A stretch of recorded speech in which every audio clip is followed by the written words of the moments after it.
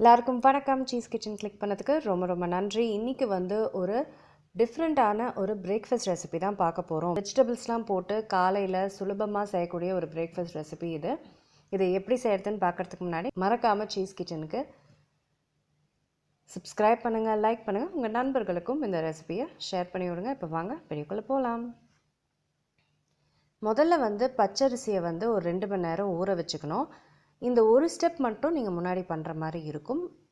இப்போது ஊற வச்ச பச்சரிசியை வந்து மிக்சியில் போட்டுக்கிறேன். இதோட தயிரையும் சேர்த்து தண்ணி எதுவுமே சேர்க்காமல் நல்லா அரைச்சிக்க போகிறோம். நல்லா ஓரளவுக்கு குறைன்னு வர அளவுக்கு அரைச்சிக்கணும். ஒரு இட்லி தோசைக்கு அரைப்போம்ல அந்த மாதிரி. அரைச்சதை பவுலில் வந்து நான் போட்டுக்கிறேன்.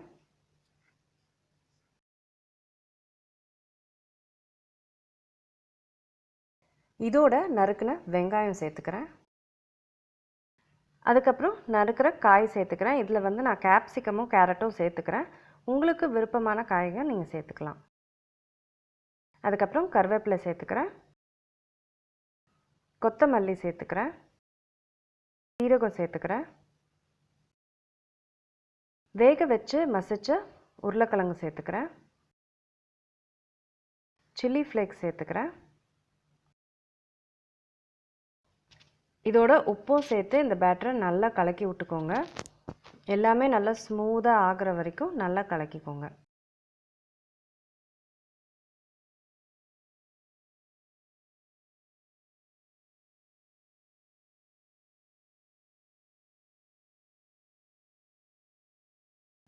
இப்போது நல்லா கலக்கிட்டேன். இதை வந்து நம்ம ஊத்தப்பம் மாதிரி செய்ய ஆரம்பிச்சிடலாம்.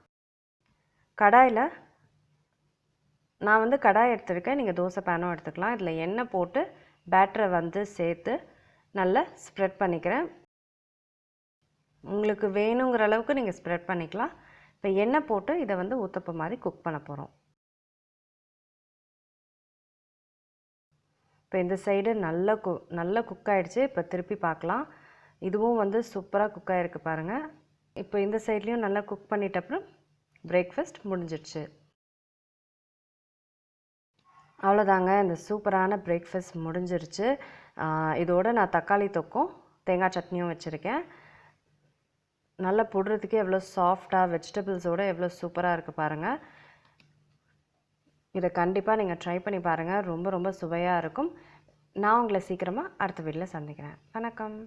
இருங்க எங்கே போகிறீங்க? இந்த 2 வீடியோஸும் கண்டிப்பாக உங்களுக்கு பிடிக்கும். கிளிக் பண்ணி பாருங்கள்.